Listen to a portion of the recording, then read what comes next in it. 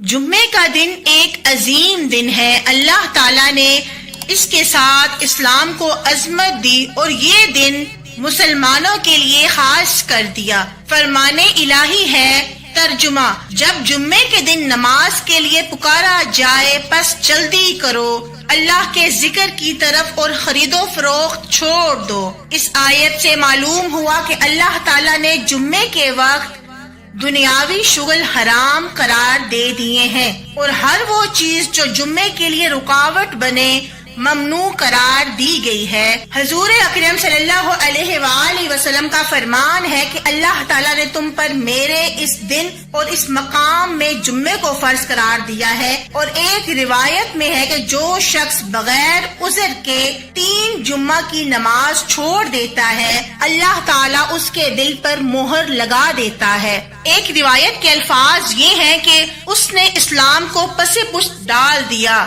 جس نے 3 جمعے چھوڑ دیے۔ ایک شخص حضرت ابن عباس رضی اللہ تعالیٰ عنہما کے پاس متعدد بار آتا رہا اور ایک ایسے شخص کے متعلق پوچھتا رہا جو مر گیا اور نماز جمعہ اور جماعتوں میں شریک نہیں ہوتا تھا۔ حضرت ابن عباس نے فرمایا وہ جہنم میں ہے۔ وہ شخص پورا 1 مہینہ یہی پوچھتا رہا اور آپ یہی کہتے رہے کہ وہ جہنم میں ہے۔ حدیث شریف میں ہے کہ اہل کتاب کو جمعے کا دن دیا گیا مگر انہوں نے اس میں اختلاف کیا، لہٰذا یہ دن ان سے واپس لے لیا گیا۔ اللہ تعالیٰ نے ہمیں اس کی ہدایت کی، اسے اس امت کے لیے مؤخر کیا اور ان کے لیے اسے عید کا دن بنایا، لہٰذا یہ لوگ سب لوگوں سے سبقت لے جانے والے ہیں اور اہل کتاب ان کے تابع ہیں۔ حضرت انس رضی اللہ تعالیٰ عنہما سے روایت ہے کہ حضور اکرم صلی اللہ علیہ وآلہ وسلم نے فرمایا میرے پاس جبرائیل علیہ السلام آئے، ان کے ہاتھ میں سفید آئینہ تھا۔ انہوں نے کہا یہ جمعہ ہے، اللہ اسے آپ پر فرض کرتا ہے تاکہ یہ آپ کے اور آپ کے بعد آنے والے لوگوں کے لیے عید ہو۔ میں نے پوچھا اس میں کیا ہے؟ جبریل علیہ السلام نے کہا اس میں ایک عمدہ ساتھ ہے، جو شخص اس میں بھلائی کی دعا مانگتا ہے اگر وہ چیز اس شخص کے مقدر میں ہو تو اللہ تعالیٰ اسے عطا فرماتا ہے، ورنہ اس سے بہتر چیز اس کے لیے ذخیرہ کر دی جاتی ہے۔ یا کوئی شخص اس ساتھ میں ایسی مصیبت سے پناہ مانگتا ہے جو اس کا مقدر ہو چکی ہے تو اللہ تعالیٰ اس مصیبت سے بھی بڑی مصیبت کو ٹال دیتا ہے۔ کے بعد جبریل نے عرض کی آپ کے رب نے جنت میں ایک ایسی وادی بنائی ہے جو سفید ہے اور مشک کی خوشبو سے لبریز ہے۔ جب جمعے کا دن ہوتا ہے تو اللہ تعالیٰ جو کہ تمام عالمین کا سردار ہے کرسی پر نزول اجلال فرماتا ہے، یہاں تک کہ سب اس کے دیدار سے مشرف ہوتے ہیں۔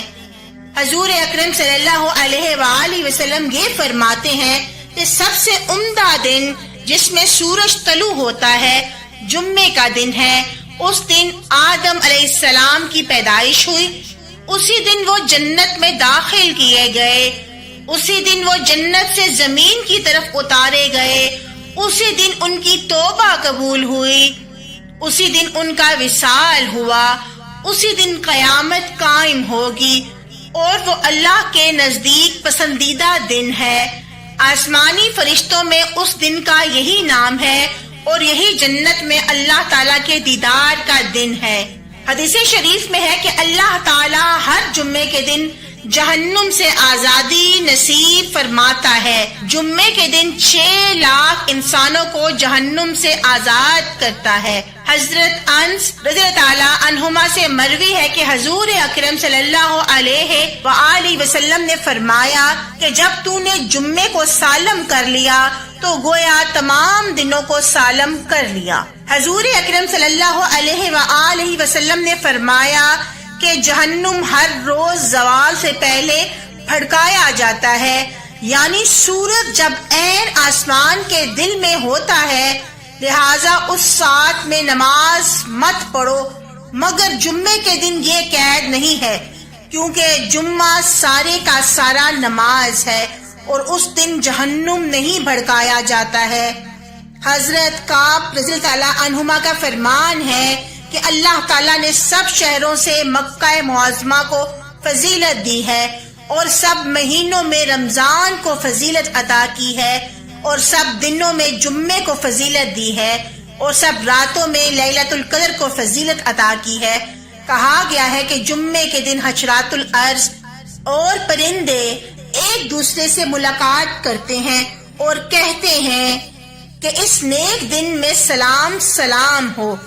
حضور اکرم صلی اللہ علیہ وآلہ وسلم فرماتے ہیں کہ جو شخص جمعے کے دن اور جمعے کی رات کو فوت ہوتا ہے، اللہ تعالیٰ اس کے لیے 100 شہیدوں کا ثواب لکھتا ہے اور اسے قبر کے فتنے سے بچا لیتا ہے۔